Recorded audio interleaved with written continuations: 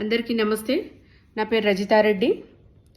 ఇందాకే ట్విట్టర్లో ఒక ట్వీట్ చూసిన. తెలంగాణ రాష్ట్ర మహిళా కమిషన్ చైర్పర్సన్ శ్రీమతి నేరెళ్ల శారద గారు గౌరవ కేటీఆర్ గారి మాటలను సుమోటోగా స్వీకరించి నోటీసులు పంపించింది అనే మాటను ఇప్పుడే ట్విట్టర్లో చూసిన. నిజంగా చాలా హాస్యాస్పదంగా అనిపించింది.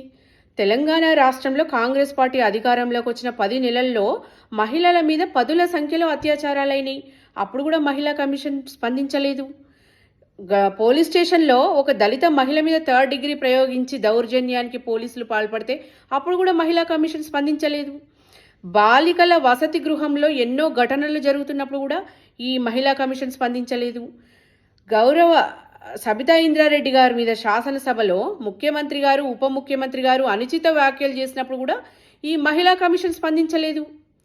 చాలా వింతగా ఇప్పుడు చిన్న మాటలను పట్టుకొని అట్లా నోటీసులు పంపించడం అనేది నిజంగా చాలా హాస్యాస్పదంగా ఉంది.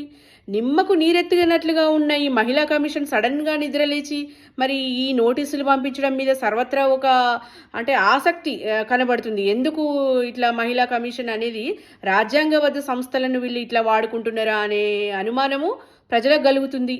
నిజంగా ఇది చాలా సిగ్గుపడాల్సిన విషయమేమో అనిపిస్తుంది. రాష్ట్రంలో అనేక సమస్యలను పక్కన పెట్టి చిన్న చిన్న విషయాలకు కేసులు, కోర్టులు అంటే వీళ్ళకు చాలా సింపుల్గా అనిపిస్తున్నట్టు అనిపిస్తుంది నాకు.